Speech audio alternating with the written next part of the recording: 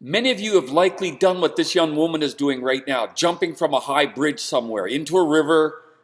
It'll be called whatever. When I was a kid, it was the Asabo River. We were jumping from the bridge. It was about 45 feet into the water. It's been outlawed now. Of course it's outlawed. That's what happens. You know, we become a nanny state where they protect us from every possible danger.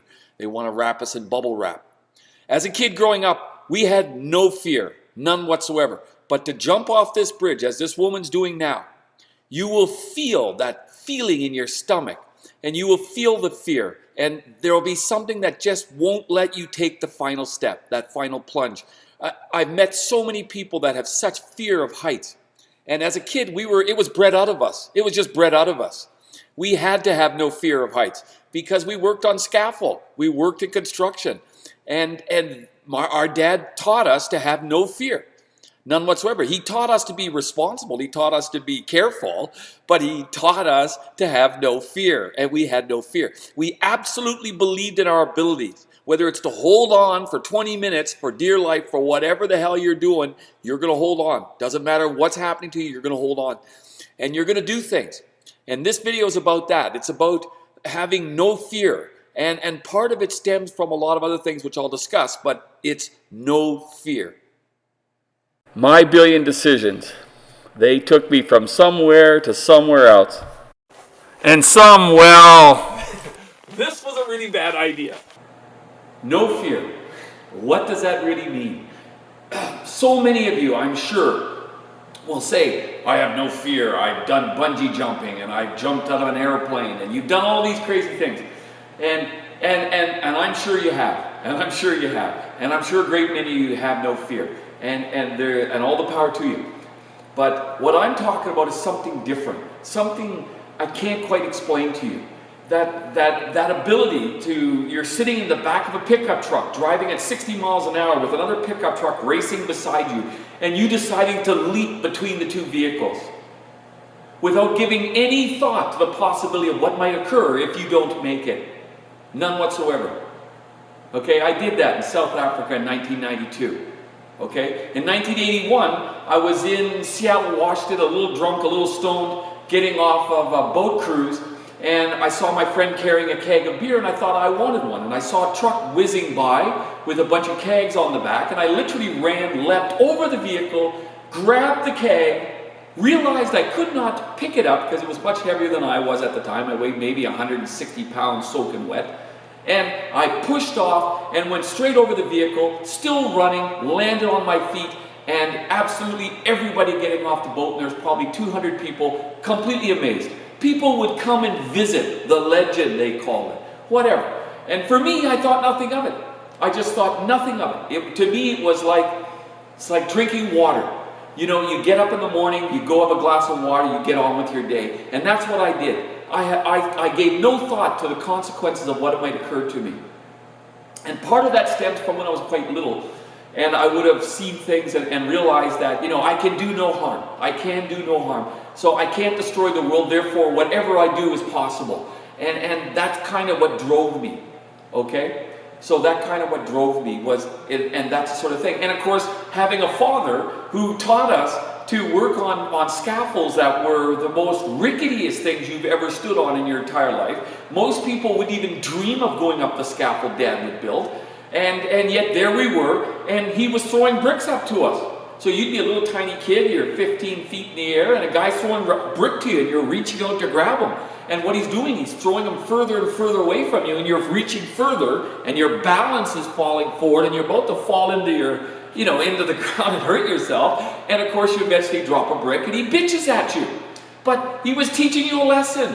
He was teaching you, don't be stupid. Don't reach out too far. If the brick's too far, let it fall. That's my fault. I didn't throw it close enough to you. And so he was teaching us how to be good laborers. Well, in the process, he's teaching you to have no fear. None whatsoever. And complete confidence in your abilities, your balance, your grip, your hand strength, your body strength. Anything. Anything. And then you did anything. You know, we were at a conference in 1987 in Whistler, BC, and we were climbing up Blackcomb Mountain, which is the sister mountain beside Whistler.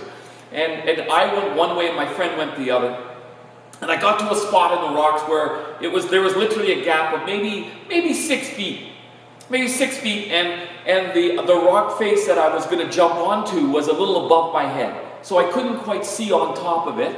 So it was probably, 6 or 7 feet up at my hand height. So 6.5 feet above my head sort of thing, whatever. And I had to jump across and grab onto this big rock. So I had to jump onto this rock across a giant gap, 100 feet down, no net, and then I had to pull myself up. And of course I think nothing of it. And I just run, leap, grab, and I land on this rock because I know I have the ability to do it. I feel athletic.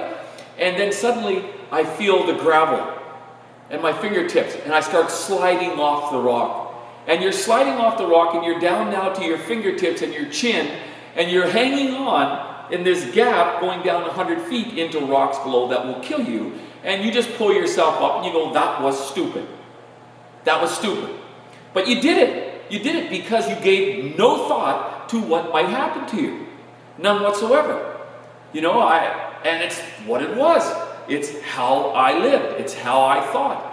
And then, of course, I decided, well, maybe I'll take the easier route. And I started working my way back down and around the mountain onto the top because I thought I'm not going to take that risk a second time. You do it one time, you're not thinking.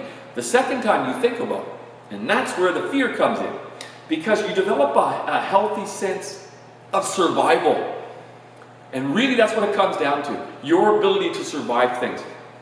So, when you're walking through a shopping center or near a shopping center, and then there's been a jewelry store heist, and there's guys shooting at each other, or they're carrying, guns are drawn and they're pointing them at each other, and everybody's on the dirt behind cars and that, and you're going, come on, let's go, I've got no time for this bullshit, and you just walk through the idiots. And I literally did that too. And that was in South Africa. And not because I have a death wish or anything like that, but because I just didn't care. I just didn't care. I didn't see how it's going to affect me. If I got killed, I'd be dead. What would it matter? And you do it. You just do it. You get up and you go. And you don't slow down for that. And this carries on. It's in everything you do. So if you're climbing into high steel at the observatory, you're standing 100 feet in the air, you're running around the top of the subreflectors, chasing off the monkeys, only holding on to things, no straps, no nothing. And people are watching you do this. And they're like, most of them are afraid of heights. They just wouldn't even go up onto that part of the telescope, never mind run around in circles, holding on with one hand, trying to scat the monkey away. And you just do things. And the same was true in rugby. When I played rugby, it was the same thing. I never believed the guy was bigger, faster, better than me. Never. I didn't question it. I never doubted that I could take the pressure in the scrum when the two came together. So when you have 1,000 kilograms of people hitting each other, 1,000 on each side, go wham, together, you can break your neck. And I almost did one time. I impacted my neck, lost feeling in half my head. Very stupid. But I absolutely believed I could take the pressure. Absolutely. And you just do it. Or you run and you hit somebody. You run and you jump into the air with somebody who's probably 10 inches, a foot taller than you, outweighs you by 100 pounds, and you're getting an elbow in the side of the head. And I remember hitting the ground one time in a game where I did this, jumped up in the air and I got hit in the side of the temple with someone's elbow. And I hit the ground and I was trying to get up and I couldn't get up. Half my body had become paralyzed. My hand, my left side of my body, my eyesight, my hearing, my leg, and my arm became useless, at least for a few moments, and then I gradually shook off the consequences of the hit, got up and carried on playing. And I literally carried on playing, gave no thought to what I just did, to what injury I might have just incurred. None. Absolutely believed I was able. Absolutely believed I was capable of running down anybody. Didn't matter how fast they were. I would not give up. Even when they scored, I thought, well, maybe I should have changed my angle slightly. And that is what I'm talking about when I refer to no fear. It really isn't just about jumping off a high building or jumping into a river or something like this, or bungee jumping or jumping out of an airplane. It's you don't believe anything is impossible for you. I remember there was a friend of mine called me up back before there were cell phones, And she wanted me to go over visiting her at 2 in the morning. And I'm keen, 2 in the morning, I'm never asleep, so I figured, what the hell, I'll go and visit. But I got to her place, rung the doorbell in her apartment, and realized I didn't know what her number was. And I couldn't go to a phone because there were no phones around. So I thought, well, I know which room it is on the 12-story building, so I just climbed up the balconies. And then I rapped on her balcony door, and then she let me in, and that's what happened. And I never gave any thought whatsoever that I could fall off, or that somebody might come out and shoot me because I'm climbing up balconies. You can imagine, if you were the one and you hear a noise, wouldn't you grab your gun and go out maybe and investigate? So I never gave any of that any thought, none whatsoever. And I never gave any thought to the possibility that I could fall. Middle of the night, 2 in the morning, never any thought that I might slip and fall. Never thought about it, none whatsoever. And that's what I mean by no fear. And that's what compels you sometimes. And it makes you a better person because, of course, now you play at a much higher level because you don't have that there's nothing in your head slowing you down. There's nothing in your head saying, Gordon, I don't think you should do this. I don't think you should do this. I don't think you should. And you do it. And that's the thing. I never had that little voice in my head going, I don't think I should do this. I don't think I should try this. I just did it. And you just did stupid things. And then worse, people would try to scare you. They would try to do things to make you afraid, like you're in a fast boat and they're trying to rock it, and I don't know what the hell they're doing, or they're speeding and they're playing chicken with somebody else in another car, like as if I care. Because I didn't care if I lived or died. And if you don't care if you live or die, you're okay with what's about to happen to you. And that is the no fear. And when you have that in you, anything is possible. Anything. Now, having said that, I have a healthy respect for the ocean. I'm not a great swimmer, but if you drop me in the ocean, I'll find a way out. I'll find a way to shore. I have a healthy respect for heights. I've had, everybody says that they're not afraid of heights, but everybody who's up on scaffold will freeze once in a while. And when you're standing 30, 40 feet in the air on a 2x12, holding on to a metal frame in 30-kilometer-an-hour winds, and everything's blowing, you can either choose to stand there in fear, or you just take your next step, and then the one after that. And that's what it takes to get out of that fear. And then you just keep moving. You just keep moving.